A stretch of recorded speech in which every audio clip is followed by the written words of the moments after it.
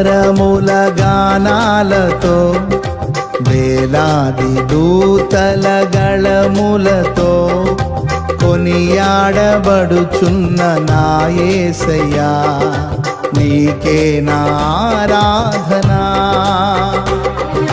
సుమధుర స్వరముల గానాలతో వేలాది దూతల గళములతో కొనియాడబడుచున్న నా యేసయ్యా నీకే నా ఆరాధనా.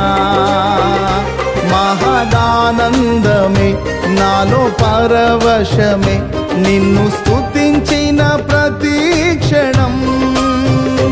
మహదానందమే నాలో పరవశమే నిన్ను స్తుతించిన ప్రతి క్షణం. సుమధుర స్వరముల గానాలతో వేలాది దూతల గళములతో కొనియాడబడుచున్న నా యేసయ్యా నీకే నా ఆరాధనా.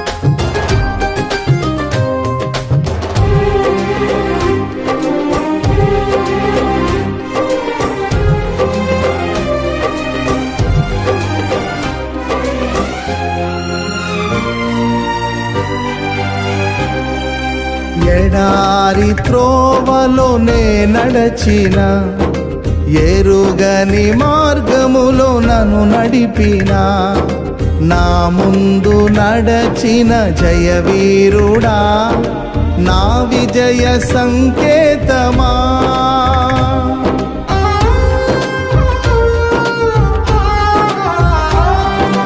ఎడారి త్రోవలోనే నడచిన ఎరుగని మార్గములో నన్ను నడిపిన నా ముందు నడచిన జయవీరుడా నా విజయ సంకేతమా.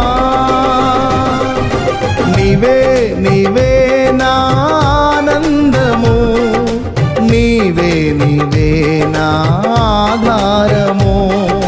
నీవే నీవే నా ఆనందము నీవే నా ఆధారము. సుమధుర స్వరముల గానాలతో వేలాది దూతల గళములతో కొనియాడబడుచున్న నా యేసయ్యా నీకే నా ఆరాధనా.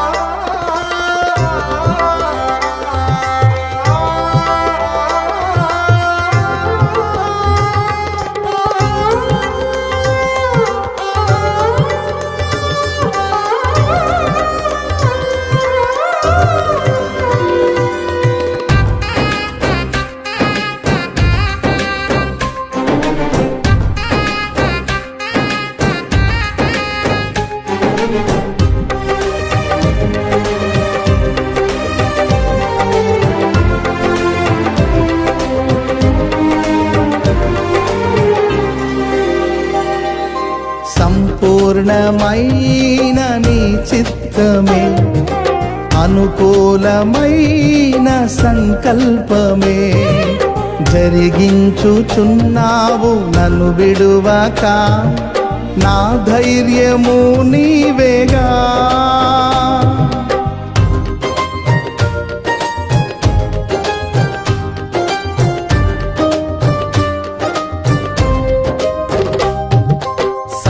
సంపూర్ణమైన నీ చిత్తమే అనుకూలమైన సంకల్పమే జరిగించుచున్నావు నన్ను విడువక, నా ధైర్యము నీవేగా.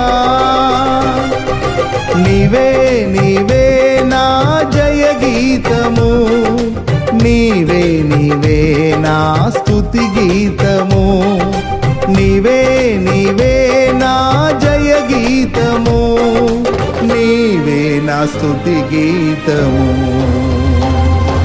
సుమధుర స్వరముల గానాలతో, వేలాది దూతల గళములతో కొనియాడబడుచున్న నా యేసయ్యా, నీకే నా ఆరాధనా.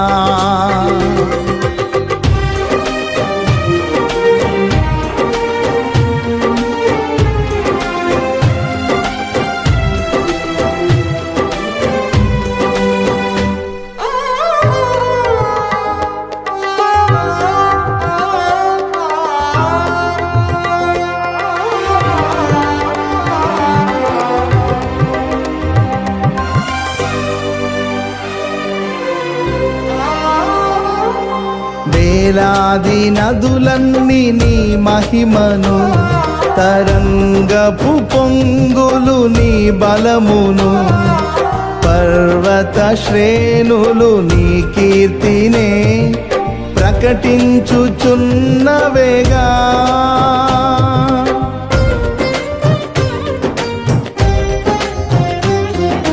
వేలాది నదులన్నీ నీ మహిమను, తరంగపు పొంగులు నీ బలమును, పర్వత శ్రేణులు నీ కీర్తినే ప్రకటించుచున్నవేగా.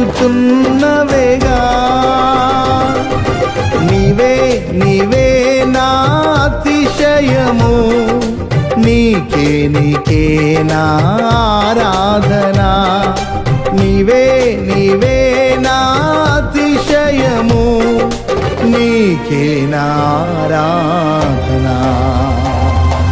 సుమధుర స్వరముల గానాలతో, వేలాది దూతల గళములతో కొనియాడబడుచున్న నా యేసయ్యా, నీకే నా ఆరాధనా. మహదానందమే నాలో పరవశమే, నిన్ను స్తుతించిన ప్రతి క్షణం. మహదానందమే నాలో పరవశమే, నిన్ను స్తుతించిన ప్రతి క్షణం.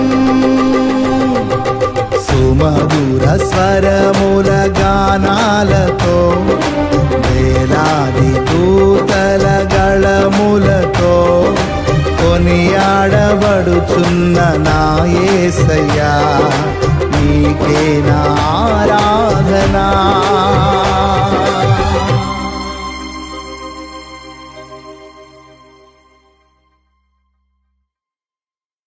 నిన్ను పోలిన వారెవరు, మెలు చేయు దేవుడవు, నిన్నే నమ్మితిన్ నా దేవా.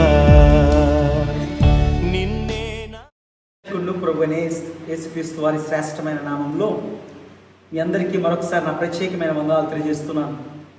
ప్రభు మహాకృపను బట్టి దేవుడు గడిచిన కాలమంతా మనల్ని, మన కుటుంబాన్ని ఎంతగానో కాపాడుతూ, ఆయన కృపలో మనల్ని భద్రపరుస్తూ ప్రభు నిలబెడుతున్న విధానాన్ని బట్టి ప్రభు నామానికి మహిమ ఘనత ప్రభావాలు ఆరోపిస్తున్నాను.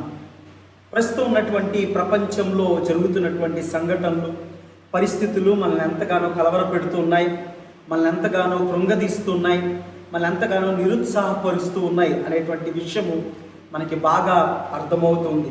మన చుట్టుపక్కల జరుగుతున్నటువంటి పరిస్థితుల్ని మనం గమనించినప్పుడు చాలామందిని నిరుత్సాహపడిపోతూ ఉన్నాం.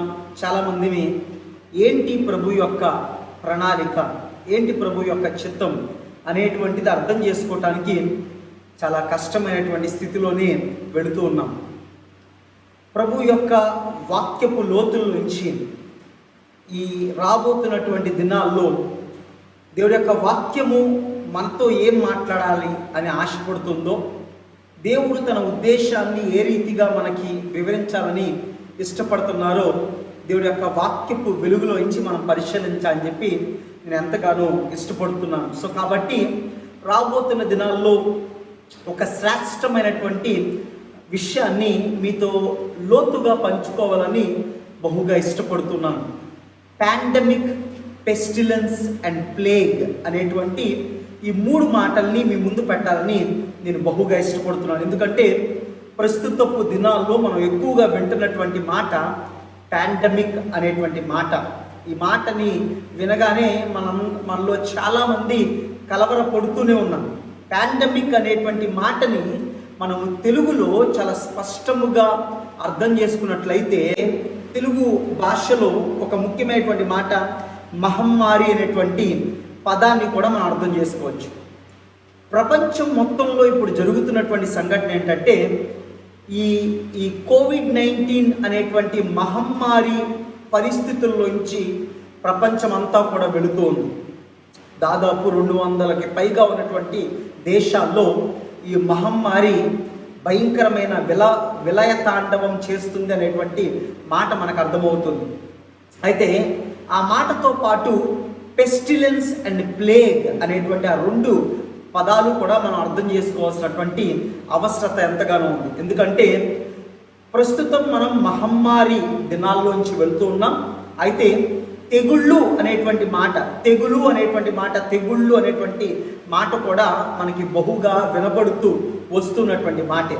అయితే ఈ 3 పదాలకి క్రైస్తవ విశ్వాసానికి సంబంధం ఏంటి? ఈ 3 పదాలని క్రైస్తవ విశ్వాసముతో ఎలా అర్థం చేసుకోవాలి? ఈ మహమ్మారిని క్రైస్తవ విశ్వాసంతో ఏ రీతిగా అర్థం చేసుకోగలం?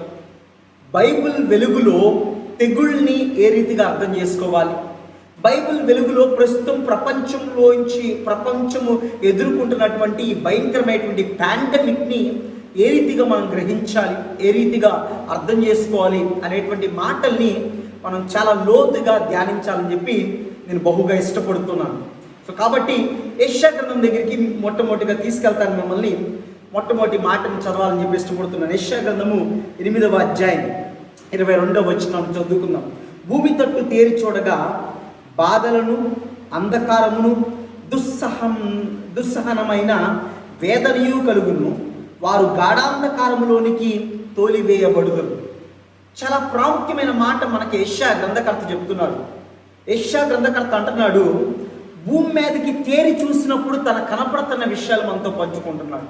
ఏం కనపడుతుంది అయ్యా అంటే గనక అంధకారం కనపడుతుంది, బాధలు కనపడుతున్నాయి, దుస్సహనమైన వేదనయు కలుగుతుండటం యెషయా ప్రవక్త గ్రంథకర్త మనకి కనపడుతున్నట్లుగా వివరిస్తున్నాడు. అంత మాత్రమే కాదు, గాఢాంధకారంలోనికి మనుషులందరూ తోలివేయబడినట్లుగా కనపడుతున్నారంట. నిజమే, ఈరోజు ప్రస్తుతము మనము ఈ పరిస్థితుల్లోంచి మనం చూస్తున్నప్పుడు మనుషులు చీకట్లో ఉన్నట్లు మనకు కనపడట్లేదా? వేదనకరమైనటువంటి పరిస్థితుల్లో మనుషులు వెళ్తున్నట్లు మనకి స్పష్టంగా కనపడుతున్నారు. అందుకనే ప్రసంగి గ్రంథకర్త ఈ రీతిగా అంటాడు. 2వ అధ్యాయం ప్రసంగి గ్రంథము 20వ వచనాన్ని మీకోసం చదువుతున్నాను. కావున సూర్యుని కింద నేను పడిన ప్రయాస అంతటి విషయమై నేను ఆశ విడిచిన వాడనైతిని. ఆశ విడిచిన పరిస్థితులు, హోప్లెస్ సిచ్యువేషన్స్ మానవుడు కోల్పోతున్న ఈ రోజుల్లో ఏంటయ్యా అంటే గనక ఆశని కోల్పోతున్నాడు. ఆశ లేని పరిస్థితుల్లోంచి మానవుడు వెళ్తున్నాడు అనేటువంటి వాస్తవం మనకి చాలా బాగా అర్థమవుతుంది ప్రియులారా. అయితే భూమి మీద కనపడుతుంది ఏంటయ్యా అంటే యెషయా గ్రంథకర్త అంటున్నాడు, భూమి మీద బాధలు, అంధకారము కనపడుతున్నాయి అంటున్నాడు. ప్రసంగి గ్రంథకర్త అంటున్నాడు, ప్రయాస అంతటి విషయమై నేను ఆశ విడిచిన వాడిగా ఉన్నాను అంటున్నాడు. అంత మాత్రమే కాదు కానీ యోహాను సువార్త 16వ అధ్యాయం 33వ వచనాన్ని మీకోసం చదువుతున్నాను. నా యందు మీకు సమాధానము కలుగునట్లు ఈ మాటలు మీతో చెప్పుచున్నాను. లోకములో మీకు శ్రమ కలుగును, అయినను ధైర్యము తెచ్చుకునుడి, నేను లోకమును జయించి ఉన్నాను. యేసుక్రీస్తు ప్రభువారు తన శిష్యులతో మాట్లాడుతూ మేడగది పైన మరికొన్ని గంటల్లో ఆయన అప్పచెప్పబడటము లేకపోతే అబద్ధ సాక్ష్యం పలకటానికి ముందు జరుగుతున్నటువంటి సంఘటన మనం చదువుకుంటున్నాం. యేసయ్య అంటున్నారు, శిష్యుల వైపు తేరి చూచి భూమి మీద మీకు శ్రమ కలుగుతుంది అనేటువంటి మాట. ఈరోజు భూమి మీద మనం చూస్తున్నప్పుడు దుష్టత్వం కనపడట్లేదా? చీకటి కనపడట్లేదా? అంధకారం కనపడట్లేదా? ఎక్కడ చూసినా నిస్సహాయ స్థితి కనపడట్లేదా? ప్రసంగి గ్రంథకర్త అంటున్నాడు, భూమి మీద సూర్యుడి కింద నేను పడిన ప్రయాస అంతటి విషయమై నేను ఆశ విడిచిన వ్యక్తిగా ఉన్నాను అంటున్నాడు. మనం చదువుకున్న యోహాను సువార్తలో అయితే యేసుక్రీస్తు ప్రభువారు తన శిష్యులతో చెప్తున్నారు, భూమి మీద మీకు శ్రమ ఉంది, జాగ్రత్త, శ్రమలోంచి వెళ్ళాల్సినటువంటి పరిస్థితులు ఉన్నాయి. అంటే భూమి మీద ఎక్కడ చూసినా శ్రమేనా, శోధనేనా, ఎక్కడ చూసినా ఈ పరిస్థితులేనా? ఇంతకీ వీటిలన్నింటినీ అనుమతిస్తుంది ఎవరు? ఈ పరిస్థితుల్ని భూమి మీద వచ్చేలాగా చేస్తున్న వ్యక్తి ఎవరు? వాక్యంలోకి వెళ్తే యెషయా గ్రంథకర్త మాటలోనే విందాం. 14వ అధ్యాయం 24వ వచనం. సైన్యములకు అధిపతి యెహోవా ప్రమాణపూర్వకముగా ఎలాగ సెలవిచ్చున్నాడు, నేను ఉద్దేశించినట్లు నిశ్చయముగా జరుగును, నేను యోచించినట్లు స్థిరపడును. నేను ఉద్దేశించినట్లు నిశ్చయముగా జరుగును. వీటన్నిటికీ బాధ్యత వహిస్తుంది ఎవరయ్యా అంటే దేవుడే. భూమి మీద జరిగే ప్రతి క్రియకి, భూమి మీద చోటు చేసుకునే ప్రతి ఉపద్రవానికి, ప్రతి అంధకారానికి, ప్రతి నిస్సహాయ స్థితికి నేనే కారణము అని దేవుడు చాలా స్పష్టముగా మనుషులతో చెప్పటం మనకి వాక్యంలో కనపడుతుంది. అదేంటండి, భూమి మీద ప్రస్తుతం జరుగుతున్నటువంటి పాండమిక్కి కారణం దేవుడా? ఎస్, దేవుడు తనంతట తాను ఒప్పుకుంటున్నటువంటి మాట, భూమి మీద జరిగే ప్రతి ఉద్దేశానికి కారణం నేను అని స్పష్టముగా కూలంకషంగా దేవుడు మాట్లాడటం మనకి వాక్యంలో వివరిస్తుంది. మరికొన్ని వాక్య భాగాల్ని మీ కళ్ళెదురుగుండా స్పష్టంగా పెట్టనివ్వండి. మరొక వాక్య భాగం దగ్గర తీసుకెళ్తున్నాను. అదే యెషయా గ్రంథకర్త 46వ అధ్యాయం 10వ వచనంలో ఈ రీతిగా అంటున్నాడు. యెషయా గ్రంథం 46వ అధ్యాయం 10వ వచనం. నా ఆలోచన నిలుచుననియు నా చిత్తమంతయు నెరవేర్చుకొందననియు చెప్పుకొనుచు ఆది నుండి నేనే కలగబో వాటిని తెలియజేయుచున్నాను.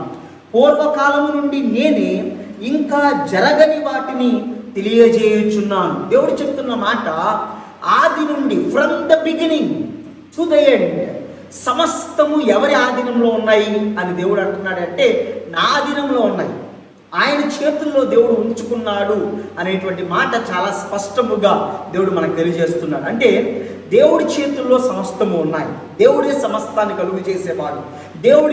దేవుడి పర్మిషన్ లేకుండా, దేవుడి ఆజ్ఞ లేకుండా భూమి మీద ఏది సంభవించట్లేదు అనేటువంటి విషయాన్ని దేవుడు చాలా స్పష్టముగా ఒప్పుకుంటున్న వాక్య భాగాలు మనకు అర్థమవుతున్నాయి. ఆమోసు గ్రంథకర్త 3వ అధ్యాయం 6వ వచనంలో ఒక అద్భుతమైన మాట అంటాడు. చదువుదాం రండి. ఆమోసు గ్రంథము 3వ అధ్యాయము 6వ వచనం. పట్టణమందు బాకానాదము వినబడగా జనులకు భయము పుట్టకుండునా, యెహోవా చేయనిది పట్టణములో ఉపద్రవము కలుగునా. ఎంత స్పష్టమైన మాట ఈ మాట. యెహోవా చేయనిదే, దేవుడు జరిగించందే, దేవుడు సెలవలేందే. ఆమోస్ గ్రంథకర్త అంటున్నాడు, యెహోవా చేయనిదే పట్టణములో ఉపద్రవము కలుగునా. పట్టణములో ఉపద్రవం కలగటానికి ఎవరు కారణం? భూమి మీదకి, దేశం మీదకి నెమ్మది లేని పరిస్థితులు రావటానికి కారణం ఎవరు? భూమి మీద పాండమిక్ చోటు చేసుకోవటానికి, ఉపద్రవాలు రావటానికి, తెగుళ్ళు రావటానికి, భూమి మీదకి మహమ్మారి రావటానికి ఎవరు బాధ్యత వహిస్తున్నారయ్యా అంటే గనక బైబిల్ గ్రంథంలో చాలా స్పష్టంగా చెప్తున్నాడు. దేవుడు అంటున్నాడు, నేనే సమస్తానికి కారణము, నేనే సమస్తము కలుగు చేసేవాడిని, నేనే సమస్తము, నా ఆజ్ఞ లేనిదే ఏది భూమి మీదకి జరగదు, రాదు అనేటువంటి మాట. దేవుడిని చాలాసార్లు మనం నిందిస్తూ ఉంటాం, దేవుడి మీద నింద మోపుతూ ఉంటాం. ఆమోస్ గ్రంథకర్త 3వ అధ్యాయం 7వ వచనంలో ఈ రీతిగా అంటాడు చూడండి, తన సేవకులైన ప్రవక్తలకు తాను సంకల్పించిన దాన్ని బయలుపరచకుండా ప్రభు అయిన యెహోవా ఏమీయూ చేయడు. ఆమోస్ గ్రంథకర్త ఎంతో స్పష్టంగా అంటున్నాడు, దేవుడు బయలుపరచకుండా ఏది జరిగించే దేవుడు కాదు, దేవుడు చెప్పకుండా ఏది చేసే దేవుడు కాదు. దేవుడు ఏదైనా చేయాలి అనుకున్నప్పుడు, ఏదైనా జరిగించాలనుకున్నప్పుడు, ఏదైనా మనుషులకి సంభవించాలనుకున్నప్పుడు దేవుడు తెలియజేసే దేవుడు, రహస్యాల్ని బయలుపరిచే దేవుడు అనేటువంటి మాట మనకి వాక్యం చాలా స్పష్టంగా వివరిస్తుంది. అయితే మనం చదువుకున్న వాక్య భాగం అంటున్నాడు, నేను తెలియజేసే దేవుణ్ణి. మరైతే అంతగా తెలియజేసే దేవుడు మనకున్నప్పుడు ఇప్పుడు ప్రస్తుతం ఉన్నటువంటి ఈ మహమ్మారి కోవిడ్-19ని దేవుడు తెలియజేశాడా? దేవుడు స్పష్టంగా ఎక్కడన్నా మాట్లాడాడా వాక్యంలో?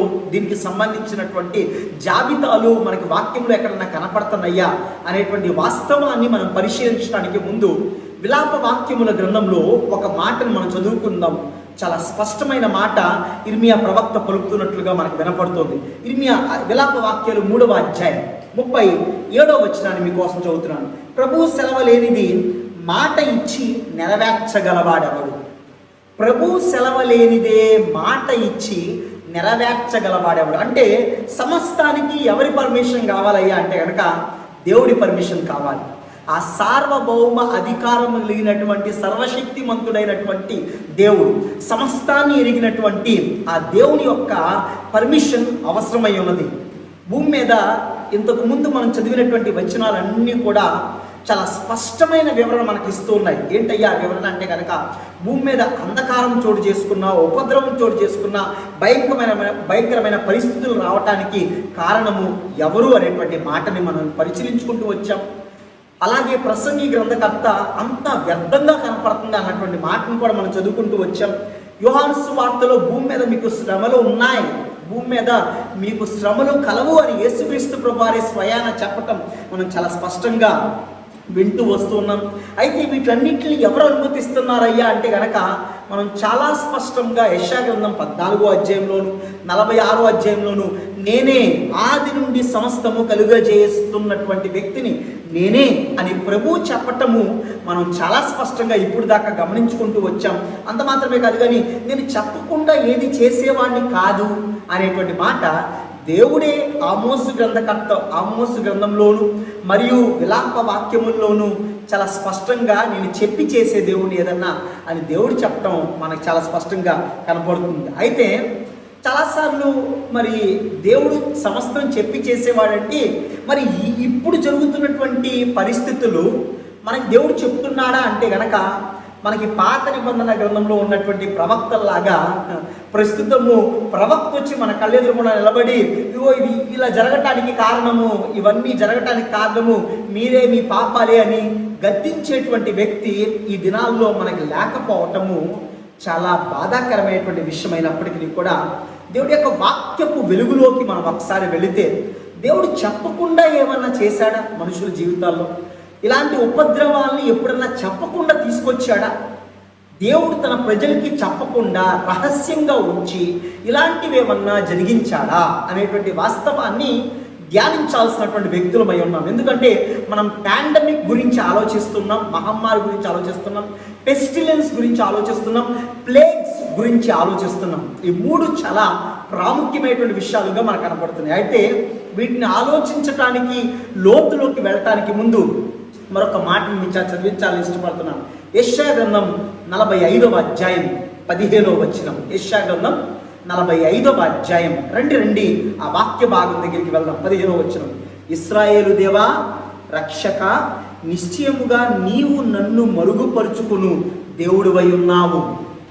నిశ్చయముగా నీవు నిన్ను మరుగుపరుచుకును దేవుడివై ఉన్నావు. చాలా స్పష్టముగా వాక్యం చెప్పే మాట, దేవుడు తన్ను తాను మరుగుపరుచుకునే దేవుడు. వాక్యంలో మనకి వివరిస్తున్నటువంటి మాట అదేంటండి, దేవుడు ఏది చెప్పకుండా చేయను అని మాట్లాడాడు. అదే వాక్య భాగంలో అంటున్నాడు, నన్ను నేను రహస్యముగా ఉంచుకునే దేవుడు. ఏ విషయంలో రహస్యంగా ఉంచుకుంటాడు దేవుడు? దేవుడు ఆయన ప్రజలు, ఆయనకి ఇష్టమైన మిషనరీలు, ఆయన సేవ చేస్తున్న సేవకులు, ఆయన పనిలో రేయింపగుళ్ళు కొనసాగుతున్నటువంటి ఆయన భక్తులు మరిస్తుంటే దేవుడు మరుగు చేసుకునే దేవుణ్ణి అంటాడేంటి? దేవుడు దాచిపెట్టే దేవుణ్ణి నేను అంటాడేంటి? దేవుడు ఏ విషయాన్ని దాచిపెడుతున్నాడు? ఎంతకీ దేవుడు ఏ విషయంలో దాపరికాన్ని వ్యవహరిస్తున్నటువంటి దేవుడుగా మనకు కనపడుతున్నాడు? మనం యోబు గ్రంథం దగ్గరికి ఒక్కసారి వెళ్దాం కదా. ఆ గ్రంథాన్ని టచ్ చేయకుండా వెళితే మనకి దేవుడి స్వభావం అర్థం కాదు. యోబు గ్రంథము 1వ అధ్యాయం 1వ వచనాన్ని చదువుతున్నాను. ఊజు దేశమునందు యోబు అని ఒక మనుష్యుడు ఉండెను. అతడు యథార్థవర్తనుడు, న్యాయవంతుడై దేవుని యందు భయభక్తులు కలిగి చెడుతనమును విసర్జించిన వాడు. చాలా స్పష్టమైన మాట. ఒక వ్యక్తి ఉన్నాడంట మనకిలాగానే ఆ దినాల్లో భక్తి కలిగినటువంటి వ్యక్తి, యథార్థంగా నడుచుకునేటువంటి వ్యక్తి, ప్రార్థనాపరుడు, యథార్థవర్తనుడు, దేవుడి సన్నిధిలో కుడికి కానీ ఎడమకి కానీ తొట్టిల్లకుండా యథార్థంగా నడుచుకుంటున్నటువంటి వ్యక్తి కనపడుతున్నాడు మనకి వాక్య భాగంలో. అయితే యోబుకి తెలియని విషయం ఏంటయ్యా అంటే కనుక ఏంటంటే సాతాను దేవుడు మాట్లాడుకుంటున్న విషయం యోబుకి తెలియదు. ఆ మొదటి అధ్యాయంలో జరుగుతున్న సందర్భం మనకి చాలా స్పష్టంగా పరిశుద్ధాత్మ దేవుడు రాయించిన వాక్య భాగం ఏంటంటే సాతానికి దేవుడికి మధ్యలో ఒక సందర్భం జరుగుతుంది. ఆ సందర్భంలో సాతానుకి దేవుడికి మధ్యలో జరుగుతున్నటువంటి సంభాషణ యోబుకి మరుగు చేయబడింది. యోబుకి మరుగు చేశాడు దేవుడు. అదేంటండి, భక్తి పరుల దగ్గర నుంచి కూడా దేవుడు మరుగు చేస్తాడా? ఎస్, ఆయన మరుగు చేసుకునే దేవుడు. ప్రస్తుతం జరుగుతున్నటువంటి ఉపద్రవాన్ని మరుగు చేశాడు దేవుడు. ప్రస్తుతం వెళ్తున్నటువంటి పరిస్థితుల్ని దేవుడు మరుగు చేశాడు అనేటువంటి వాస్తవము భక్తి పరులైనటువంటి మనకి చాలా స్పష్టముగా అర్థమవ్వాల్సి ఉంది. వాక్య భాగాన్ని చదువుతున్నాను మీకోసం. మొదటి అధ్యాయం 9వ వచనం యోబు గ్రంథం. రండి వెళదాం ఆ వాక్య భాగం దగ్గరికి. అని అడుగగా అపవాది, యోబు ఊరకయే దేవుని యందు భయభక్తులు గలవాడాయనా. సాతాను దేవుడితో జరుగుతున్నటువంటి ఆ సంభాషణలో సాతాను చాలా స్పష్టముగా యోబుని నిందించడం మాత్రమే కాదు కానీ యోబుకి శ్రమ తీసుకురావటానికి దేవుడి దగ్గర పర్మిషన్ కూడా తెచ్చుకోవటానికి ఆ సందర్భం అంతా మనకి చాలా స్పష్టంగా అర్థమవుతుంది. ఆశ్చర్యం ఏంటయ్యా అంటే గనక యోబు నమ్మకస్తుడు, నీతిమంతుడు, యథార్థవంతుడు, సమస్త అన్ని విషయాల్లో కూడా దేవుణ్ణి దూషించకుండా యథార్థంగా నిలబడినటువంటి వ్యక్తే.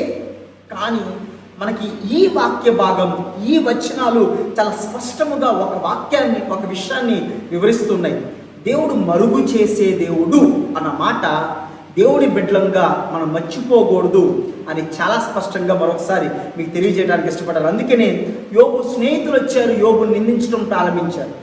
యోబు యథార్థవర్తనుడే, యోబు నీతిమంతుడే, యోబు న్యాయంగా ప్రవర్తించిన వ్యక్తే. కానీ ఇవన్నీ యోబుకి ఏం చేయబడ్డాయి అంటే కనుక మరుగు చేయబడ్డాయి. యోబుకి అర్థం కావట్లా, తను ఎందుకు శ్రమలోంచి వెళ్తున్నాడో అర్థం కావట్లా, తనకెందుకు తన ఆస్తంతా కోల్పోవాల్సి వచ్చిందో అర్థం కావట్లా, యోబు తన జీవితంలో ఎందుకు తన పిల్లల్ని పోగొట్టుకున్నాడో కూడా చాలా కఠినమైన పరిస్థితుల్లోంచి యోబు వెళ్లాల్సి వచ్చింది అనేటువంటి వాస్తవాన్ని మనం వాక్య భాగంలో చదువుతున్నాం.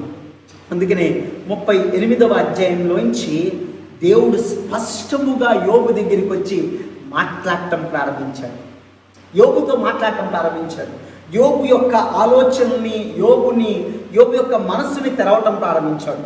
నేనంటాను ఈ దినాల్లో, ఈ భయంకరమైనటువంటి ఈ మహమ్మారి దినాల్లో మనం 3 పదాల్ని చాలా జాగ్రత్తగా రాబోతున్న దినాల్లో ధ్యానించబోతున్నాం అనేటువంటి వాస్తవాన్ని మళ్ళీ మీకు బాగా జ్ఞాపకం చేస్తున్నాను.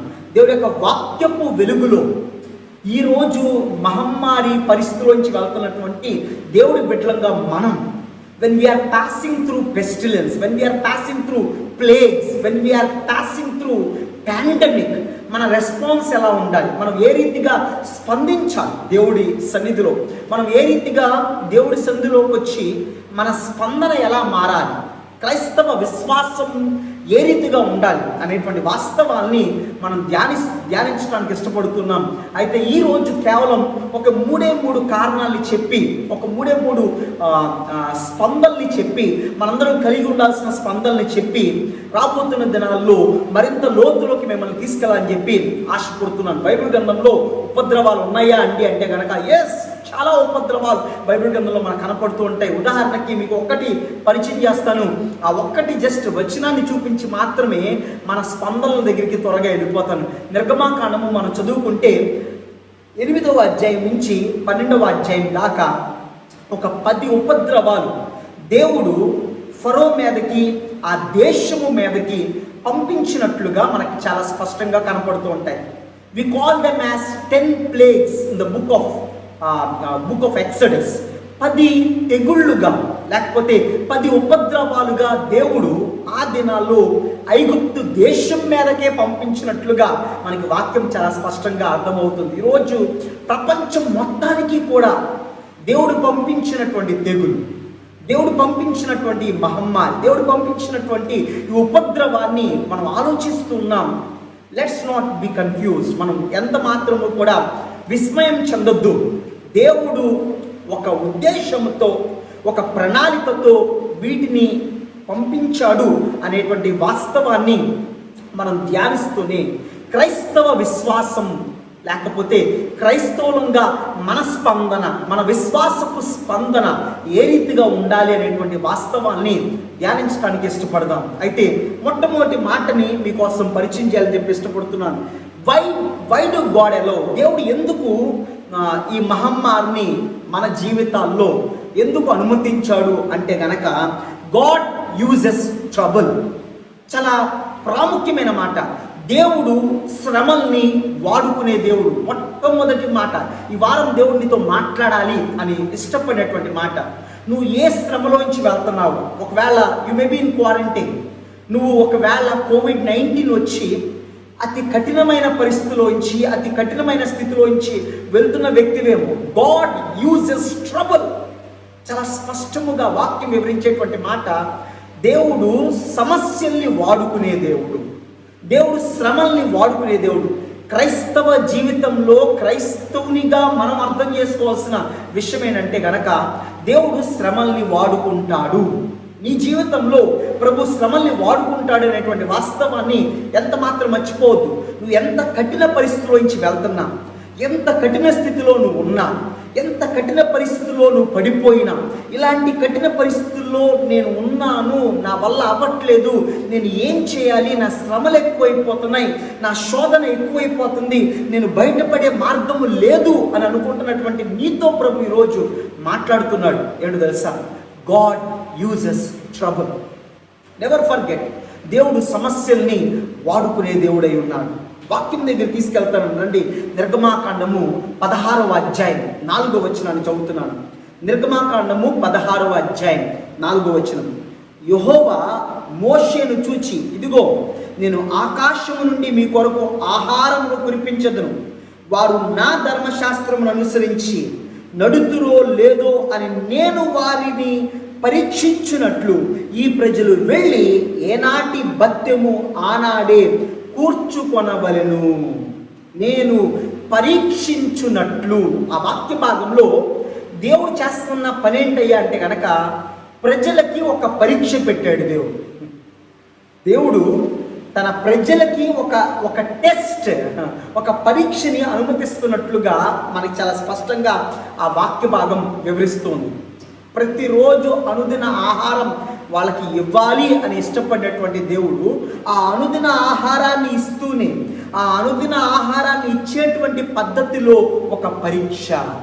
ప్రజలు నా మీద ఆధారపడతారా లేదా, నా మీద ఆనుకుంటారా లేదా? ఈరోజు ఈ సమస్యల వలయంలో వెళ్తున్నటువంటి నీవు, దేవుడు నీ సమస్యల్ని వాడుకుంటాడు అనేటువంటి మాటని నువ్వు మర్చిపోయి, నీ పరీక్ష మధ్యలో, నీ శ్రమ మధ్యలో, దేవుడు నీకు పెడుతున్నటువంటి ఆ పరీక్ష మధ్యలో ఈరోజు నువ్వు సనుక్కుంటూ గొనుక్కుంటూ ఉన్నావేమో. You may be murmuring. నువ్వు ఒకవేళ సనుగుడిలోంచి వెళుతున్నావేమో. దేవుడు నాకెందుకు తీసుకొచ్చాడు, నా జీవితంలోనే ఎందుకు వచ్చింది ఈ పరిస్థితి అని సనిగే స్థితిలోంచి వెళ్తున్నావేమో. God is testing you. దేవుడు పరీక్ష మధ్యలోంచి నేను తీసుకువెళ్తున్నాడు అనేటువంటి వాస్తవాన్ని మర్చిపోవద్దు. అందుకని సమస్యల్ని దేవుడు వాడుకుంటాడు. అయితే నీ జీవితంలో పరీక్ష పెట్టి వాడుకుంటాడు. ఎందుకు తొలగించట్లేదండి దేవుడు? ఇన్ని సంవత్సరాలు అయిపోయింది, ఇంకా ఎందుకు తొలగించట్లేదు దేవుడు ఆ జీవితం నుంచి సమస్య అని నువ్వు అనుకుంటున్నావు. But God is testing you. దేవుడు నీకు పరీక్ష పెడుతున్నాడు అనేటువంటి వాస్తవాన్ని దేవుడు మనతో స్పష్టంగా మాట్లాడుతున్నాడు, నీతో స్పష్టంగా మాట్లాడుతున్నాడు దేవుడు. God is testing you right now. నువ్వు ఏ పరిస్థితిలో ఉన్నా సరే ప్రియ దేవుడి బిడ్డ, ప్రియ విశ్వాసి, దేవుడు నిన్ను పరీక్షిస్తున్నాడు. అయితే నీ పరీక్షలో నువ్వు నిలబడాలని నేను ప్రార్థిస్తూ ఉన్నాను. నీ పరీక్షలో నువ్వు తట్టుకుని ఓర్చుకుని నిలబడాలనేదే నా ప్రార్థన. దేవుడు ఒక వాక్యం తీసుకువెళ్ళనివ్వండి. ద్వితీయోపదేశకాండం 8వ అధ్యాయం 1వ వచనం. దేవుడు చెప్తున్న మాట ఒకసారి చదువుదాం రండి. ద్వితీయోపదేశకాండము 8వ అధ్యాయం 1వ వచనం. మీరు బ్రతికి అభివృద్ధి నొంది యెహోవా మీ పితరులతో ప్రమాణం చేసిన దేశమునకు పోయి దాన్ని స్వాధీనపరుచుకున్నట్లు నేడు నేను మీకు ఆజ్ఞాపించిన ఆజ్ఞలన్నింటినీ అనుసరించి నడుచుకొనవలెను. ఆజ్ఞలన్నింటినీ అనుసరించి నడుచుకోవడం. 2వ వచనం. మరియు నీవు ఆయన ఆజ్ఞలు గైకొందువో లేదో నిన్ను శోధించి నీ హృదయములో ఉన్నది తెలుసుకొనుటకు నిన్ను అణచు నిమిత్తము అరణ్యములో ఈ 40 సంవత్సరములు. దేవుడు అంటున్నటువంటి మాట, నిన్ను శోధించి. God uses trouble. దేవుడు శ్రమల్ని వాడుకునే దేవుడు. నీ జీవితంలో అయినా, నా జీవితంలో అయినా, మనందరి జీవితాల్లో దేవుడు శ్రమల్ని వాడుకుంటాడు. ఈరోజు ఈ రీతిగా మీతో వాక్యం పంచుకుంటున్నటువంటి నా హృదయంలో ఉన్నటువంటి ఆ వేదన ఏంటయ్యా అంటే కనుక, దేవుడు మన శ్రమల్ని వాడుకునే దేవుడు అయితే కనుక ఆ శ్రమలు వచ్చినటువంటి ఆ స్థితి మధ్యలో గాడ్ ఈజ్ టెస్టింగ్. దేవుడు పరీక్ష పెడుతున్నాడు అన్న పరిస్థితి ఎప్పుడు మర్చిపోవద్దు. God is testing you right now. నిన్ను దేవుడు పరీక్ష, నీ జీవితంలో దేవుడు పరీక్ష పెట్టాడు. దేవుడు అంటున్నాడు, ఈ 40 సంవత్సరాలు మిమ్మల్ని ఎందుకు నడిపాడో తెలుసా? నేను మిమ్మల్ని పరీక్షించాను.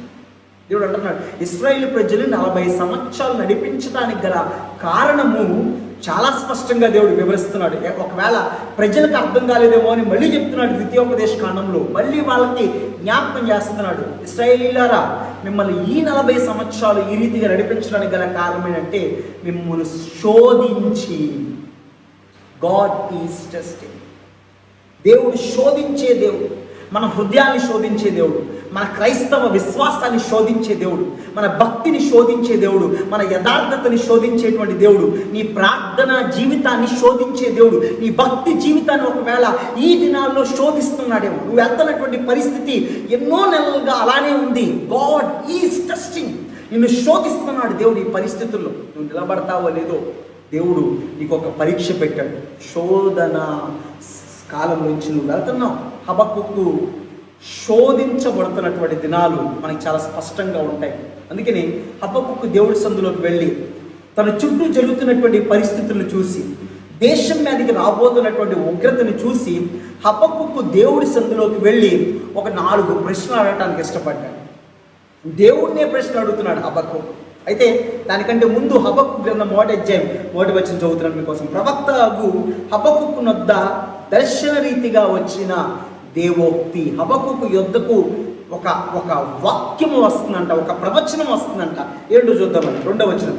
యెహోవా, నేను మొరపెట్టినను నీవెన్నాళ్ళు ఆలకింపకుందువు, బలత్కారము జరుగుచున్నదని నేను నీకు మొరపెట్టినను నువ్వు రక్షింపక ఉన్నావు. ప్రవక్త ఎంతగానో మొరపెడుతున్నాను అన్న మాట చెప్తున్నాడు. మొరపెట్టినా ఏం జరగట్లేదంట? జవాబు రావట్లేదంట. God uses trouble. దేవుడు శ్రమల్ని వాడుకునే దేవుడు అనేటువంటి మాట హబక్కుకు అర్థం కావట్లేదు.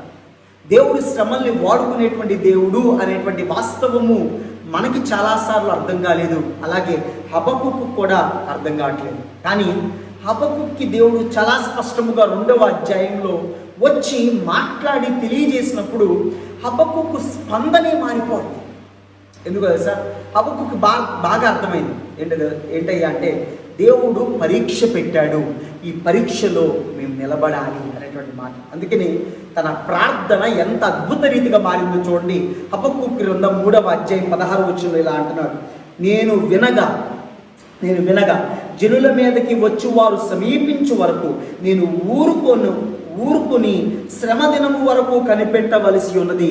నా అంతరంగము కలవరపడుచున్నది, ఆ శబ్దమునకు నా పెదవులు కదులుచున్నవి, నా ఎముకలు కుళ్ళిపోవచ్చున్నవి, నా కాళ్ళు వణుకుచున్నవి. హబక్కుకు అంటున్నాడు, అయ్యో, ఐఎమ్ షివరింగ్. నా అంతరంగములో నా కాళ్ళు, నా చేతులు, తనలో జరుగుతున్నటువంటి ఈ మార్పు చూసారా? దేవుడు పరీక్ష పెడుతున్నాడు అనేటువంటి వాస్తవము హబక్కుకు అర్థమవుతుంది. 17వ వచనం చదువుతున్నాను మీకోసం. అంజూరపు చెట్లు పూయకునినను, ద్రాక్ష చెట్లు ఫలింపకపోయినను, ఒలీవ చెట్లు కాపు లేకయుండినను, చేనిలోని పైరు పంటకు రాకపోయినను, గొర్రెలు దొడ్డిలో లేకపోయినను, సాలలో పశువులు లేకపోయినను, నేను యెహోవా యందు ఆనందించదును, నా రక్షణకర్త అయిన నా దేవుని యందు నేను సంతోషించదును. హబక్కుకు చాలా స్పష్టంగా చెప్తున్నటువంటి మాట. He is trying to turn his sorrow into worship. తన యొక్క శ్రమని, తన యొక్క బాధని ఆరాధనగా హబక్కుకు మార్చుకోవటానికి ఇష్టపడ్డాడు. మొట్టమొదటి మాట ఈరోజు క్రైస్తవులంగా, దేవుడి బిడ్డలంగా మర్చిపోద్దు, గాడ్ యూజెస్ యువర్ సఫరింగ్. దేవుడు నీ సమస్యల్ని వాడుకునే దేవుడు అన్న మాట ఎంత మాత్రమో మర్చిపోము. రెండో మాటను కూడా చాలా స్పష్టముగా జ్ఞాపకం చేయాలని చెప్పి ఇష్టపడుతున్నాను. దేవుడు ఎందుకండి శ్రమను అనుమతిస్తాడు? దేవుడు ఎందుకు ఉపద్రవాలను అనుమతిస్తాడు? Why do God allow pandemic to happen? దేవుడు ఎందుకు ఇలాంటి మహమ్మారుల్ని మన జీవితాల్లో అనుమతిస్తాడయ్యా అంటే గనక, దేవుడు సమస్యల్ని వాడుకునే దేవుడు మనకి పెట్టేటువంటి ప్రతి పరీక్షని దేవుడు వాడుకుంటాడని చెప్పటానికి చాలా వచనాలు మీ కళ్ళెదురుగుండా నేను పెట్టడానికి ఇష్టపడ్డాను. పేతురు గ్రంథం 1:6 ఈ రీతికి రాయబడింది, ఇందువల్ల మీరు మిక్కిలి ఆనందించుచున్నారు కానీ అవసరమును బట్టి నానా విధములైన శోధనల చేత ప్రస్తుతము కొంచెము కాలము మీకు దుఃఖము కలుగుచున్నది.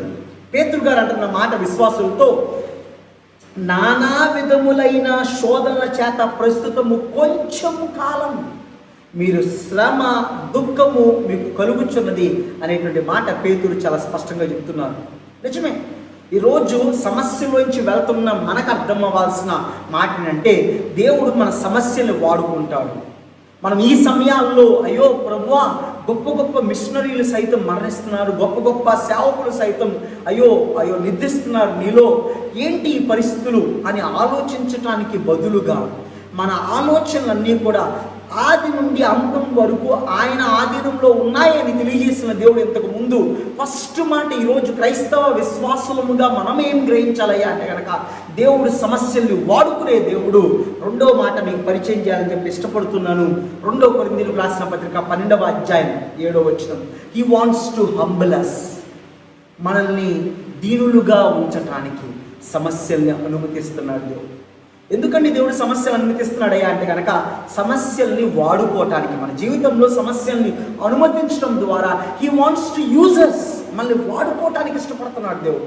రెండోదిగా he wants to humble us, మనల్ని దీనులుగా చేయడానికి ఇష్టపడుతున్నాడు. ఈరోజు నువ్వు ఎంత కఠిన శ్రమలోంచి వెళ్తున్నప్పటికీ, ఎంత కఠిన పరిస్థితిలోంచి నువ్వు వెళ్తున్నావు, ఎంత కఠిన స్థితిలో నువ్వు ఉన్నావో, ఒకవేళ నీ ఇంట్లో తినడానికి తిండి కూడా లేదేమో, ఈ శోధనల కాలపు, శ్రమల కాలపు సమయాల మధ్యలోంచి వెళ్తున్నటువంటి నీతో ప్రభు చాలా స్పష్టంగా మాట్లాడుతున్నటువంటి మాట ఏంటంటే కనుక, ప్రభు మా కుటుంబంలో ఎందుకు అనుమతించావు ఈ పరిస్థితి, మా జీవితంలో ఎందుకు అనుమతించావు ఈ శ్రమ, నా జీవితంలో ఎందుకు ఈ కష్టం వచ్చింది, నాకెందుకు ఈ బాధ వచ్చింది, నాకెందుకు ఈ ఉపద్రవం వచ్చింది, నేను ఎంతకాలం అనుభవించాలి, నేను ఎన్ని రోజులు అనుభవించాలి, ఎంతకాలం దీన్ని ఓర్చుకోవాలి, ఎంతకాలం నాకు తిండి లేని పరిస్థితిలోంచి వెళ్తాను, ఇప్పటికీ పని కోల్పోయాను, ఎలా గడిచింది ఇల్లు అనేటువంటి పరిస్థితిలోంచి నువ్వు ఒకవేళ వెళ్తున్నట్లయితే దేవుడు నీ శ్రమని వాడుకునే దేవుడు అని మర్చిపోవద్దు. రెండోదిగా దేవుడు దీనత్వాన్ని నేర్పిస్తున్నాడు. He wants to humble us. దేవుడు నీకు నాకు దీనత్వము అనేటువంటి పాఠాన్ని నేర్పిస్తూనే ఉంటాడు మనం నేర్చుకునేదాన్ని. He wants to humble us. మనల్ని మరింత దీనులుగా, మరింత సిలువలో నలిగిన వ్యక్తులుగా మనల్ని ప్రభు తయారు చేయాలని ఉద్దేశిస్తున్నాడు అన్న మాట మీతో పంచుకోవటానికి నేను చాలా చాలా ప్రభు సన్నిధిలో ప్రార్థనాపూర్వకంగా తెలియచేయడానికి ఇష్టపడుతున్నాను. నువ్వు ఏ శ్రమలోంచి వెళ్తున్నా ఈరోజు దేవుడు నీకు నేర్పించాలనుకుంటున్న పాఠం దీనత్వము అన్న మాట మర్చిపోవద్దు. నువ్వు ఏ కష్టంలోంచి వెళ్తున్నా దీనత్వము అన్న పాఠం నువ్వు నేర్చుకునేదాకా ఆ శ్రమని నీ జీవితంలోంచి ప్రభు తొలగించడు అన్న వాస్తవాన్ని మర్చిపోమాకు.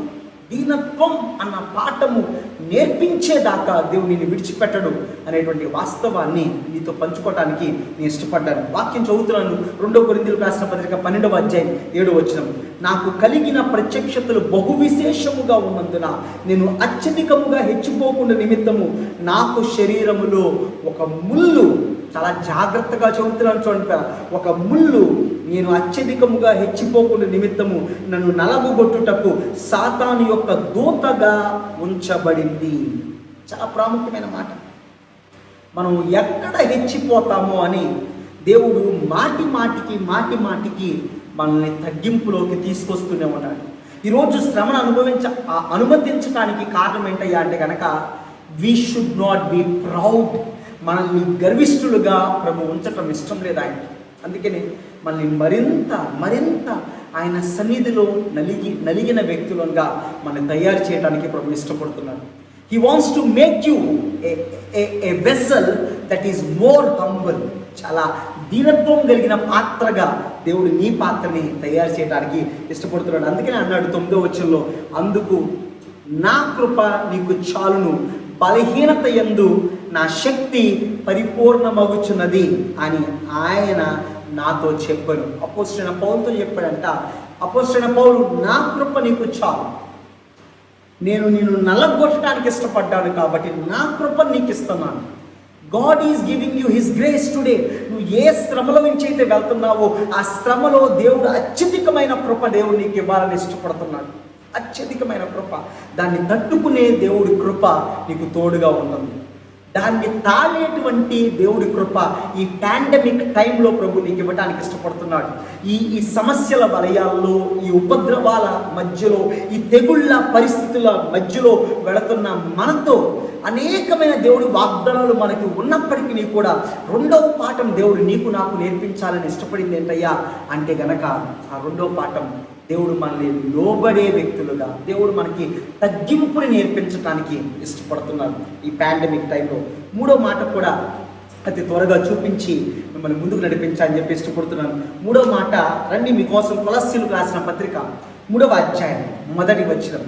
కొలస్సీలకు రాసిన పత్రిక 3వ అధ్యాయం 1వ వచనం. మొట్టమొదటిగా దేవుడు ఈ ఉపద్రవాల మధ్యలో మనం నేర్పించాలనుకుంది ఏంటయ్యా అంటే కనుక, ఈ ఉపద్రవాల మధ్యలో దేవుడు మన సమస్యల్ని వాడుకోవాలని ఇష్టపడుతున్నాడు. God wants to use our troubles. మన సమస్యల్ని వాడుకోవాలి, తద్వారా ఆయన నామానికి మహిమ రావాలి. 2వదిగా మనల్ని తగ్గింపులోకి దేవుడు తీసుకురావాలని ఇష్టపడుతున్నాడు. ఆ తగ్గింపుని మనం నేర్చుకునేదాకా దేవుడు తన కృపని ఇస్తూనే ఉంటాడు. 3వ మాట మనం చదువుకుంటున్నాం, కొలస్సీలకు రాసిన పత్రిక 3వ అధ్యాయం 1వ వచనం. మీరు క్రీస్తుతో కూడా లేపబడిన వారైతే పైనున్న వాటినే వెతకుడి, పైనున్న వాటిని వెదకుడి. అక్కడ క్రీస్తు దేవుని కుడిపార్శ్వమున కూర్చుండి ఉన్నాడు.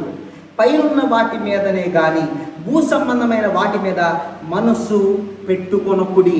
ఎలా అనగా మీరు మృతి పొందితిరి, మీ జీవము క్రీస్తుతో కూడా దేవుడి యందు దాచబడి ఉన్నది. దేవుడు చెప్తున్న మాట ఈరోజు నీతో నాతో స్పష్టంగా. 3వదిగా ఏంటండి నేను నేర్చుకోవాల్సినటువంటి 3వ పాఠము అంటే గనక, దేవుడు ఎందుకు అనుమతించాడు శ్రమను నా జీవితంలో అంటే గనక, పైనున్న వాటిని వెతకటానికి. He wants to wean us from earthly things. భూ సంబంధమైన విషయాల నుంచి మనల్ని వేరుపరచటానికి శ్రమల్ని మన జీవితాల్లో దేవుడు అనుమతిస్తూ ఉంటాడు. చాలాసార్లు ఆయన బిడ్డలంగా, ఆయన పిల్లలంగా మనల్ని ఎప్పటికప్పుడు ఈ లోకంలో మనల్ని పరిశుద్ధపరుస్తాడు. ఈ పరిశుద్ధపరిచే ప్రక్రియలోంచి మనం వెళుతూ ఉంటామనేటువంటి వాస్తవం మనం ఎప్పుడు మర్చిపోకూడదు. అందుకనే దేవుడు 3వదిగా మన జీవితాల్లో చేసే పని ఏంటయ్యా అంటే కనుక, ఎప్పటికప్పుడు మన కందృష్టి పరసంబంధమైన వాటి వైపు ఉంచటానికి, ఎప్పటికప్పుడు మనము దేవుడి తట్టు తేరి చూడటానికి, ఎప్పటికప్పుడు మనం దేవుడి మీద దృష్టి ఉంచటానికి, ఎప్పటికప్పుడు we should seek heavenly things. పరసంబంధమైన వాటి వైపు దృష్టి ఉంచి పరసంబంధమైన విషయాన్ని వెతకటానికి, పరసంబంధమైన విషయాల మీద దృష్టి పెట్టడానికి, ఎక్కడ మనం ఈ లోకంలో కొట్టుకొని వెళ్ళిపోతామో అని దేవుడు ఎప్పటికప్పుడు ఆయన బిడ్డలంగా మనల్ని ఆయన వైపు తిప్పటానికి శ్రమలు అనుమతిస్తూ ఉంటాడనేటువంటి మాట. 3వ పాఠం దేవుడు మనకు నేర్పించే 3వ పాఠం ఏంటయ్యా అంటే కనుక, భూ సంబంధమైన విషయాల నుంచి దేవుడు మనల్ని దూరంగా ఉంచి పరసంబంధమైన విషయాల మీద దృష్టి పెట్టేలాగా ప్రభు శ్రమల్ని, సమస్యల్ని మన జీవితాల్లో అనుమతిస్తాడు అనేటువంటి మాట, అనేటువంటి వాస్తవం మనల్ని ఎంతగానో ఈరోజు ఈ ఉదయకాల సమయం ముందు బలపరచాలి. ఈరోజు దేవుడు మీతో మాట్లాడాలి అని ఉద్దేశించిన మాట ఏంటి తెలుసా? ఇంకా భూ సంబంధమైన విషయాలను వెతుకుతున్నావా? ఇంకా మనుషుల దగ్గర నుంచి జవాబులు పొందుకోవడానికి వెతుకుతున్నావా? ఒకవేళ నీ జీవితంలో నా జవాబు ఎక్కడి నుంచి వచ్చింది, నా జవాబు అక్కడి నుంచి వచ్చింది, నాకు నా అవసరతలు ఇక్కడి నుంచి తీర్చబడతాయి, అక్కడి నుంచి తీర్చబడతాయి, లేకపోతే నేను వీటిని చేయాలి, చేయకపోతే ఎలా అని చెప్పి నువ్వు అనుకుంటూ ఉన్నావేమో.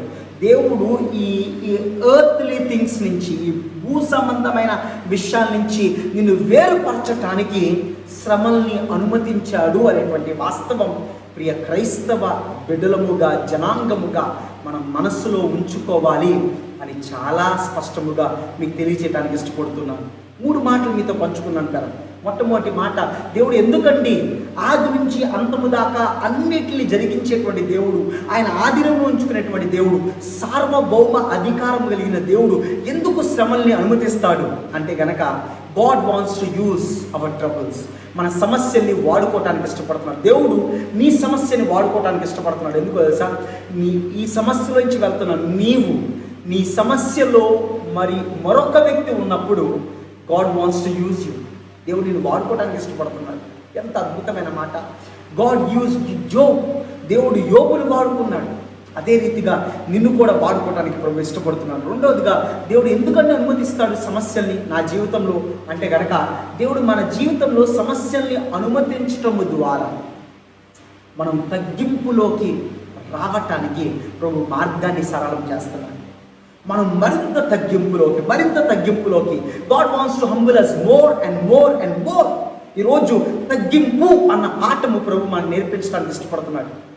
3వ ప్రాముఖ్యమైన మాట, దేవుడు నీతో నాతో మాట్లాడుతున్నటువంటి మాట, దేవుడు ఎందుకండి సమస్యల్ని మన జీవితాల్లో అనుమతిస్తున్నాడు అంటే గనక, God wants us to seek heavenly things. భూ సంబంధమైన విషయాల్ని విడిచిపెట్టి పర సంబంధమైన విషయాల మీద దృష్టి పెట్టేంత వరకు కూడా, వాటి మీద దృష్టి సాధించేంత వరకు కూడా, వాటి వైపు మనం చూచేంత వరకు కూడా దేవుడు అనుమతిస్తూనే ఉంటాడు. ఈ దృష్టి మార్చటానికి దేవుడు ఈరోజు సమస్యల్ని అనుమతించాడు అనేటువంటి మాట మనం చాలా స్పష్టంగా గ్రహించాల్సిన వ్యక్తులమై ఉన్నాం. చాలా అద్భుతమైనటువంటి మాట. అంత మాత్రమే కాదు కానీ మరొక మాట మీకోసం చదువుతున్నాను చూడండి. 2 కొరింథీయులకు రాసిన పత్రిక 4వ అధ్యాయం 16వ వచనం. 2 కొరింథీ 4:16. కావున మేము అధైర్యపడము, మా బాహ్య పురుషుడు కృషించుచున్నను, ఆంతర్య పురుషుడు దినదినము నూతన పరచబడుచున్నాడు. మేము దృశ్యమైన వాటిని చూడక అదృశ్యమైన వాటినే నిదానించి చూచుచున్నాము. గనుక క్షణమాత్రముండు మా చులకన శ్రమ మా కొరకు అంతకంతకు ఎక్కువగా నిత్యమైన మహిమ భారమును కలుగజేయుచున్నది. చాలా అద్భుతమైన మాట. అపోస్తలుడైన పౌలు చెప్తున్నటువంటి మాట ఏంటయ్యా అంటే కనుక, ఈ క్షణమాత్రము ఉండేటువంటి శ్రమల వైపు మేము చూడక, మా చులకని శ్రమ మా కొరకు అంతకంతకు ఎక్కువగా నిత్యమైన మహిమ భారము కలుగజేయుచున్నది. ఈ శ్రమ ఏం చేస్తుందయ్యా అంటే గనక, నిత్యమైన భారం మాలో పెడుతుంది, మాకు ఒక నిరీక్షణ ఇస్తుంది శ్రమ. 4వ మాట, శ్రమ ఏం కలిగజేస్తుందండి అంటే గనక ఒక నిరీక్షణ కలగజేస్తుంది. ఈరోజు నీ కుటుంబానికి ఒక నిరీక్షణ, నాకు ఒక నిరీక్షణ, మనందరికి ఒక నిరీక్షణ ఈ శ్రమ కలగజేస్తుంది. ఈ ఉపద్రవాలు కలుగజేస్తున్నాయి, ఈ భయంకరమైన ఈ మహమ్మారి కలగజేస్తుంది అనేటువంటి వాస్తవం మనం ఎంత మాత్రము మర్చిపోకూడదు కాదు. ఈ ప్రస్తుతపు పరిస్థితుల్లోంచి వెళ్తున్న మనతో దేవుడు మాట్లాడుతున్నాడు. ఏంటంటే కనుక ఒక నిరీక్షణ కలుగజేస్తున్నాడు. దుఃఖపడకుండా ఉండటానికి ఈ శ్రమ నాకు ఒక నిరీక్షణ ఇస్తుంది. ఎందుకంటే దేవుడి వైపు, నిత్యత్వం వైపు, ఆయన యొక్క నిత్య రాజ్యం వైపు మరింతగా నేను దృష్టి సాధించటానికి, దృష్టి నిలపటానికి ద్వితీయోపదేశకాండం 13వ అధ్యాయం 3వ వచనం చదువుతున్నాను మీకోసం. అతను నీతో చెప్పిన సూచక క్రియ కానీ మహత్కార్యము కానీ సంభవించినను ఆ ప్రవక్త మాటలు కలలు కనువాని మాటలను వినకూడదు.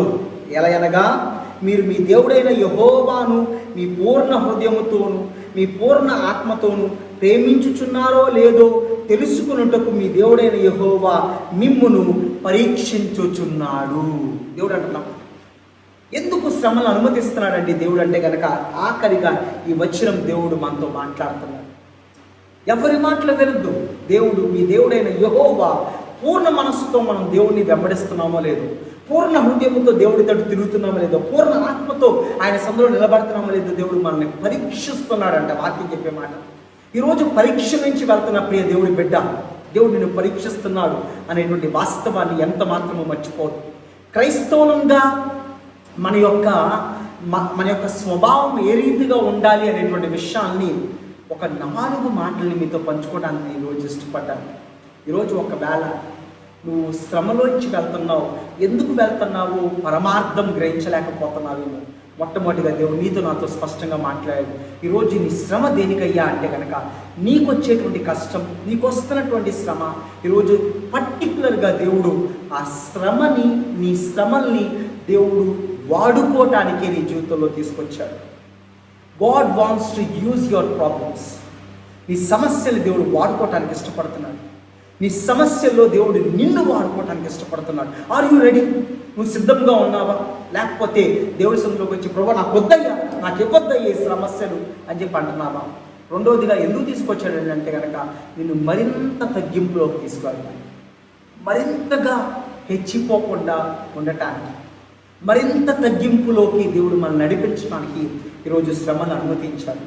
మూడవదిగా దేవుడు ఎందుకు శ్రమను అనుమతించాడండి నా జీవితంలో అంటే కనుక పరసంబంధమైన వాటిని మీద దృష్టి ఉంచటానికి. చాలు, ఇప్పుడు దాకా భూ సంబంధమైన విషయాన్ని నువ్వు వెతికి వెతికి వెతికి వేసారిపోయావేమో. ఈరోజు ప్రభు నీతో మాట్లాడుతున్నాడు. ఇక్కడి నుంచి అయినా పరసంబంధమైన వాటిని వెతుకుతావా? దేవుడి విషయాన్ని వెతుకుతావా? దేవుడి సంబంధమైనటువంటి విషయాన్ని, దేవుడికి నచ్చిన విషయాన్ని వెతకటానికి ఇష్టపడతావా? నాలుగోదిగా, why did God allow troubles? దేవుడు ఎందుకు సమస్యల్ని అనుమతించాడండి అంటే కనుక నాలుగోదిగా నీకు ఒక నిరీక్షణ కలిగించేది. ఈరోజు నీకు ఒక నిరీక్షణ, నీ కుటుంబానికి ఒక నిరీక్షణ, నీ బిడ్డలకు ఒక నిరీక్షణ. ఈరోజు నువ్వు ఏ పరిస్థితిలోంచి వెళ్తున్నా యూ హ్యావ్ ఎ హోప్. దేవుడు నీకు ఒక నిరీక్షణ ఇస్తున్నాడు ఈరోజు. ఆ నిరీక్షణ ఏంటయ్యా అంటే కనుక ఆయన మీద విశ్వాసం ఉంచు. ఆయన సమస్తము జరిగిస్తున్నటువంటి దేవుడు అని బయలుపరుచుకున్నాడు కాబట్టి, సమస్తము ఆయన చేస్తున్నాను అని చెప్పాడు కాబట్టి ఈరోజు అయ్యా నువ్వు సమస్తము జరిగిస్తున్నావు. నీ సెలవు లేనిదే ఏది జరగట్లా. నువ్వే భూమి మీద అంధకారం పుట్టిస్తున్నావు, నువ్వే భూమి మీద వైపరీత్యాలు కలుగు చేస్తున్నావు, నువ్వే భూమి మీద గాఢాంధకారాన్ని కలుగు చేస్తున్నావు, నువ్వు సమస్తాన్ని కలుగు చేస్తున్నావు. నేను ఆశ విడిచిన వాడిగా ఉన్నాను అని ప్రసంగి గ్రంథకర్తలాగా ఒకవేళ నువ్వు చెప్తున్నావేమో. భూమి మీద సమస్తము ఆయన కలుగు చేస్తున్న దేవుడు అనేటువంటి వాస్తవాన్ని జ్ఞాపకము చేస్తూనే 4 స్పందన, 4 విషయాలు ఈరోజు నువ్వు నేను గుర్తుపెట్టుకోవాలి. క్రైస్తవ విశ్వాసంగా 4 విషయాలు మన మనసులో ఉంచుకుందాం. వీటితో మన క్రైస్తవ భక్తి జీవితపు నడకని ముందు కొనసాగించాలని చెప్పి ఇష్టపడదాం. ఈ పాండమిక్ టైంలో, ఈ మహమ్మారి దినాల్లో మరింత దేవుడి యొక్క వాక్యాన్ని ధ్యానించటానికి, మరింతగా దేవుడికి దగ్గర అవ్వటానికి, మరింతగా మన చైన్ ప్రేయర్స్లో కొనసాగటానికి, మరింతగా దేవుడి సన్నిధిలో అతి దగ్గరగా మనం చేరుకోవటానికి ప్రభు మనకి సహాయం చేయాలని మనస్ఫూర్తిగా నేను కోరుకుంటూ ఉన్నాను. దేవుడు ఈ మాటను మన జీవితాల్లో దీవించును గాక. ఆమేన్. దేవుడు మిమ్మును, మీ కుటుంబాన్ని బహుగా దీవించి ఆశీర్వదించి ఈ పాండమిక్ టైంలో కాపాడాలని మనస్ఫూర్తిగా కోరుకుంటూ ఉన్నాను. తల్లు ఉంచుదాం, చిన్న ప్రార్థన చేసుకుందాం. దయచేసి తల్లు ఉంచుదాం. మహాపరిశుద్ధుడా, మహోన్నతుడా, సర్వశక్తిమంతుడా, నీ శ్రేష్టమైన అతి పూజ్యమైన నామానికి వేలాది వందనాలు ప్రభువా. తండ్రి, ఈ భయంకరమైనటువంటి మహమ్మారి దినాల నుంచి వెళుతూ ఉన్నాం, ఉపద్రవాల నుంచి వెళుతూ ఉన్నాం, తెగుళ్ళ సమయంలోంచి వెళుతూ ఉన్నాం. అయితే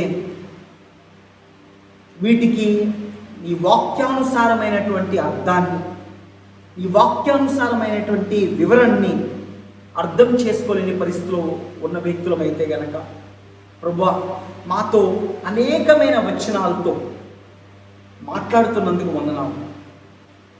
పాత నిబంధన గ్రంథంలోంచి యెషయా ప్రవక్త ద్వారా, ఇర్మియా ప్రవక్త ద్వారా శ్రేష్టమైన వచనాల్ని నువ్వు మా కళ్ళెదురుగుండా ఉంచి ఆది నుండి అంతం వరకు సమస్తము నీ ఆధీనంలో ఉన్నాయి, నీ ఆధీనంలో ఉంచుకుని నువ్వు జరిగిస్తున్న వాడు సార్వభౌమ అధికారం కలిగిన దేవుడివి అని మాతో మాట్లాడేవు ప్రభావం. నీకు వందనాలు తండ్రి. సమస్తము నీ చేతులకు అప్పచెప్తున్నామయ్యా. You are in control Lord. తండ్రి, నువ్వు కంట్రోల్లో ఉన్నావు మా జీవితంలో. మేము ఏ సమస్య నుంచి వెళ్తున్నప్పటికీ ఈరోజు మా సమస్యల్లో నువ్వే ఆధిపత్యాన్ని వహిస్తూ నీ ఆధీనంలోనే మా సమస్యలు ఉన్నాయి అని మాట్లాడుతున్నందుకు వందనాలు. ఈరోజు మా సమస్యల్ని నువ్వు వాడుకునే దేవుడు అని మాట్లాడావు. ఈ సమస్యల్లో మాకు తగ్గింపు నేర్పిస్తున్నానని మాట్లాడావు. మా సమస్యల్లో పరసంబంధమైన వాటిని వెతికే వారంగా మమ్మల్ని చేస్తున్నానని మాట్లాడావు. మా సమస్యల్లో మాకు మరింత నిరీక్షణను కలుగు చేస్తున్నావు అని మాట్లాడావు ప్రభువా, నీకు వందనాలు. బిడ్డల్ని దీవించండి. అతి కష్టమైన సమస్యలోంచి వెళ్తున్నటువంటి బిడ్డలకి ఓర్పుని, ఓదార్పుని, నిరీక్షణని కలుగచేసి పైనున్న వాటిని వెతికే వారముగా సంఘాన్ని ఆయుధపరచమని, బలపరచమని, తద్వారా మహిమ, ఘనత, ప్రభావాలు మీరు పొందుకోమని యేసు నామం పేరిట అడిగి వేడుకొనుచున్నాము తండ్రి. ఆమేన్. ప్రభు మిమ్మల్ని దీవించునుగాక. ఆమేన్.